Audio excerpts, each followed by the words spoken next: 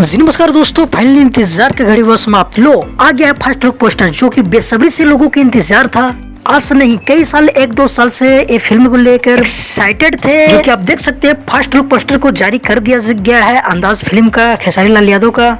चलो बात कर देंगे रिलीजिंग डेट को लेकर, तो वीडियो क्लास तक आप लोग जरूर बने रहे हैं। अगर हमारे चैनल पे आप नए हो तो भाई सब्सक्राइब कर लो, क्योंकि भोजपुरी का हर अपडेट सबसे पहले हमारे चैनल पे देखने के लिए मिलेगा। दोस्तों सबसे पहले आप पोस्टर देखिए, जो कि खेसारी लाल यादव के क्या लुक दिया गया है भाई, कुछ अलग हट कर दिया गया है लुक, जो कि एक मूवी फिल्म में एक्शन, ड्रामा और कॉमेडी से भरपूर देखने के लिए मिलेगा। अगर बात किया जाए कास्ट स्टार के बारे में, तो खेसारी लाल यादव और रशी खान जैसे और कई 2 नए एक्ट्रेस इसमें मिलकर काम किए हैं। और इस फिल्म में म्यूजिक मिलेगा छोटे बाबा का और आर्या शर्मा का म्यूजिक, और म्यूजिक साथ संगीत मिलेगा कृष्णा विद्यार्थी जी का, विजय चौहान का, जो कि काफी अच्छी इसमें सॉन्ग दिया गया है।